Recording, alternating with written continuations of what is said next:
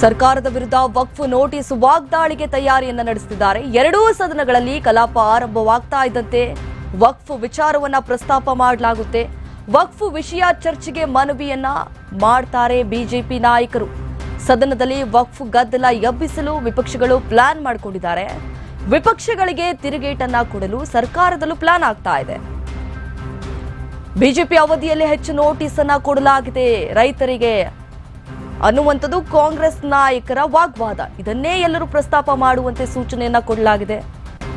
ವಕ್ಫ್ ಹೋರಾಟಕ್ಕೆ ಉತ್ತರ ಕೊಡಲು ಸಿದ್ದರಾಮಯ್ಯ ಅವರ ಟೀಮ್ ರೆಡಿ ಆಗಿರುವಂಥದ್ದು.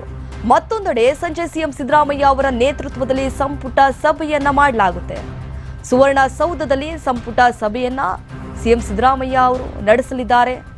ಸದನದಲ್ಲಿ ಇವತ್ತು ನಿಜಕ್ಕೂ ವಕ್ಫ್ ಅನ್ನುವಂತಹ ವಿಚಾರವನ್ನ ಮುಂದಿಟ್ಕೊಂಡು ಬಿಜೆಪಿ ನಾಯಕರು ವಾಗ್ದಾಳಿ ಮಾಡುವುದಕ್ಕೆ ಮುಂದಾಗಿದ್ದಾರೆ.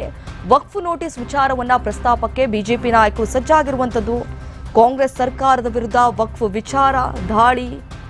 ಸದನ ಆರಂಭದಲ್ಲೇ ವಕ್ಫ್ ವಿಷಯವನ್ನ ಚರ್ಚೆ ಮಾಡೋದಕ್ಕೆ ಈಗಾಗಲೇ ಬಿಜೆಪಿ ನಾಯಕರು ಸಜ್ಜಾಗಿರುವಂಥದ್ದು. ಬಿಜೆಪಿ ನಾಯಕರಿಂದ ಸದನದಲ್ಲಿ ಗದ್ದಲ ಎಬ್ಬಿಸುವಂತಹ ನಿರೀಕ್ಷೆ ಇದೆ.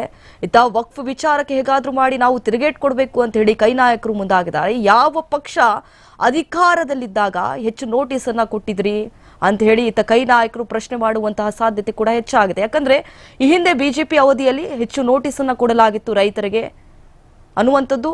ಆ ವಿಚಾರವನ್ನ ಮುಂದಿಟ್ಕೊಂಡು ಇವತ್ತು ಕೈ ನಾಯಕರು ತಿರುಗೇಟನ್ನ ಕೊಡಲು ಮುಂದಾಗಿದ್ದಾರೆ. ವಕ್ಫ್ ವಿಚಾರ ಬಿಜೆಪಿಗೆ ತಿರುಗುಬಾಣ ಆಗುವಂತಹ ಸಾಧ್ಯತೆ ಕೂಡ ಇದೆ.